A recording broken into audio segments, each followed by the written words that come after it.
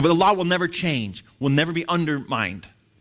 It is absolutely trustworthy. But, Paul says, you have to understand what it does. It has a function, and beyond that function, it will not work. The function of the law is to condemn.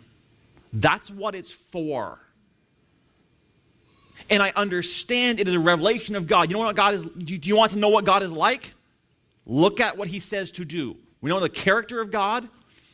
Look at what he says, how he says to live. That's one way we can tell. God says, don't lie. Why not? Did God just invent this idea you shouldn't lie at some point? He said, yeah, I think not lying is a good thing. No, it's because he is truth. And so even the commands of the law reflect who God is.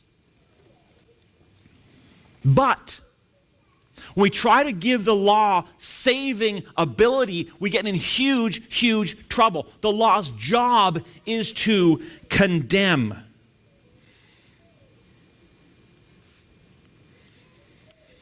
Verse 19, now we know whatever the law says, it speaks to those who are under the law.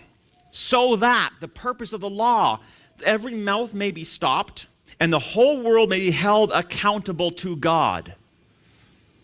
God's law proves men's guilt. God's law brings condemnation.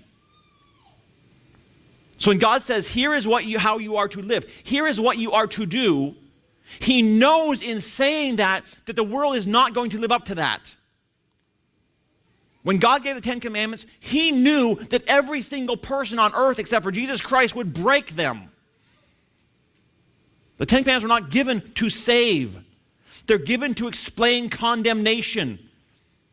They're given, in a very real sense, they're given to condemn. That's the purpose of the law, so that God may be just when he judges, when he speaks.